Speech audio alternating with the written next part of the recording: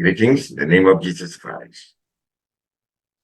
और प्रभु यीशु मसीह के नाम में मैं आप सभी का अभिवादन करता हूँ। Welcome to this Hindi Sunday service of Evanston Ministries.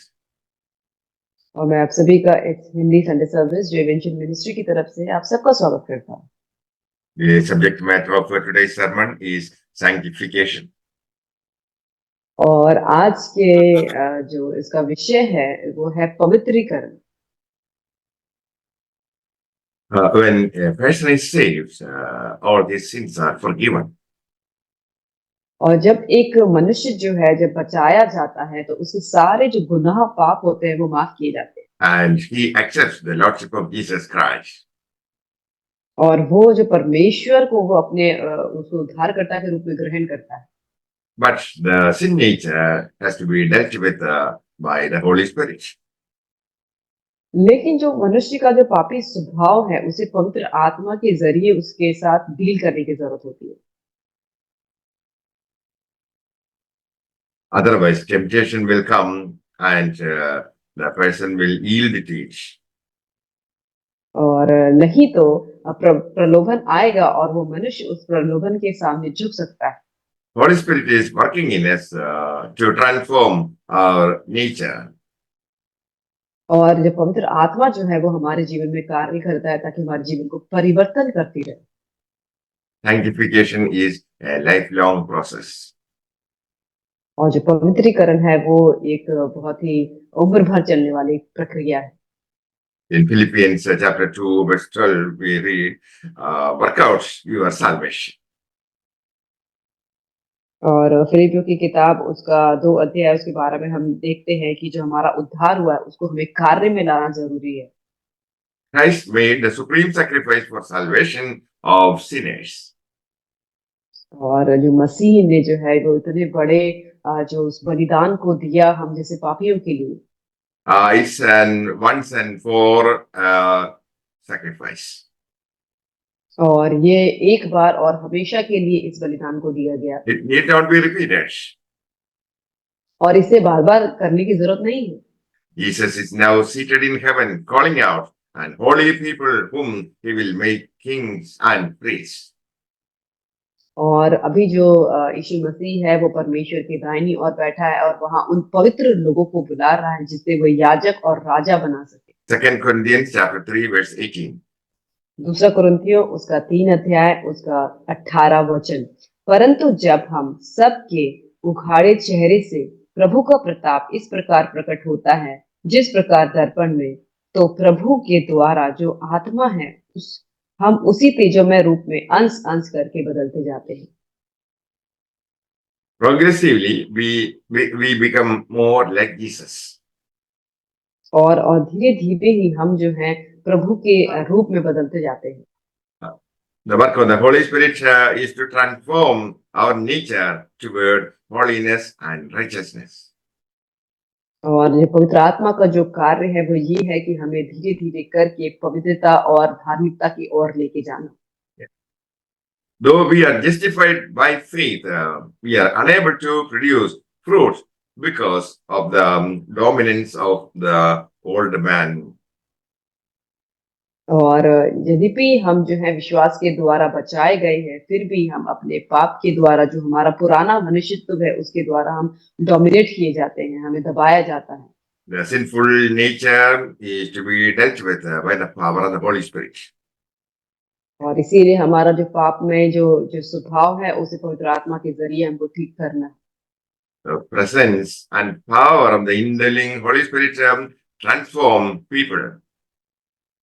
और पवित्र आत्मा जब हमारे अंदर जो कार्य करती है वो मनुष्यों के स्वभाव को परिवर्तन करती है। They demonstrate God's holiness in their lives. और वो परमेश्वर की जो पवित्रता है वो उनके जीवन में उसको दिखाती है। Joshua chapter 3 verse 5. और यहोशू की किताब उसका 3 उसका 5वां वचन। And Joshua said to the people, sanctify yourselves, for tomorrow the Lord will do wonders among you. और फिर यहोशू ने प्रजा के लोगों से कहा, तुम अपने आप को पवित्र करो क्योंकि कल के दिन यहोवा तुम्हारे मध्य में आश्चर्य कर्म करेगा। Joshua is leading the people to the promised land.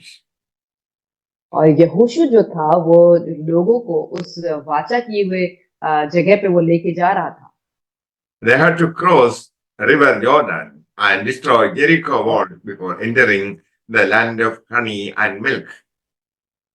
और उन्हें वो जो मधु और जो दूध की धारा बहने वाले देश में प्रवेश करने से पहले यरदन नदी को पार करना था और यरीहो की दीवार को उसको तोड़ना था।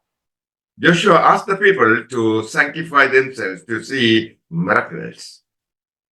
और यहोशू ने लोगों से कहा कि अपने आप को पवित्र रखो ताकि तुम उस आश्चर्य कार्य को देख सको। Joshua instructed the people to put away gods of Egypt they brought with them and incline their hearts to the God, the maker of heaven and earth.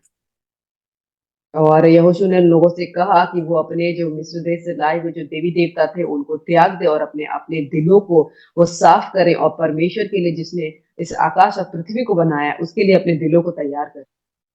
As the priests stepped into the river carrying Ark of Covenant, the flow of the river stopped. और जब जो याजक जो है उस वाचा के संदूक को लेकर जब यरदन नदी में वो प्रवेश किया तभी वो जो पानी की जो धारा थी वो उसका बहाव बंद हो गया। Water on either side stood still and they were able to cross. और जो पानी जो था वो दोनों तरफ वैसे दीवार की तरह खड़ा हो गया और उसका वो बंद हो गया और वो लोग उस नदी को पार कर पाए। So believers should follow the word of God like the Israelites followed Ark of Covenant to see miracles in their life. और जो विश्वासी हैं उन्हें भी जो है कि वो परमेश्वर के वचन को उस पर विश्वास करना चाहिए जैसे इजरायली जो थे उन्होंने वाचा के संदूक पे उन्होंने विश्वास किया। When the people shouted for the glory of God, the Jericho wall also fell before them. और जब जब यरीहो के लोगों ने जब परमेश्वर का स्तुति गान किया तो जो उसकी यरीहो की दीवार थी वो भी टूट गई। Joshua warned the people not to take any of the crushed things from the ruined city. और यहोशू ने लोगों को एक चेतावनी दी कि वो उस नष्ट किए हुए देश से कुछ भी सामान को न लेकर आए। King David said, if I regard iniquity in my heart, the Lord will not answer my prayer. और तब दाऊद कहता है कि अगर मेरे दिल में किसी के लिए कोई ऐसी गलत बात है तो खुदा मेरी दुआ को नहीं सुनेगा। Believers should worship the Lord in truth and spirit. और जो विश्वासी हैं उन्हें जो है सच्चाई और आत्मा में परमेश्वर की आराधना करनी चाहिए। We are being sanctified by the power of the Holy Spirit and the Word of God to bring our life for God's glory.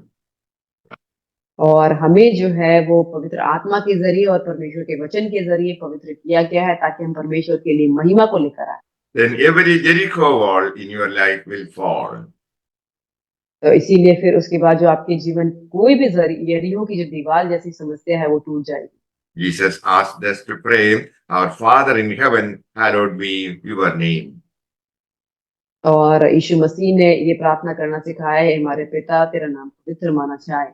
People of God should do the will of God and bring glory to God. और परमेश्वर के जो लोग होते हैं उन्हें परमेश्वर की इच्छा के अनुसार चलना चाहिए और उसके लिए महिमा को लेके आना चाहिए।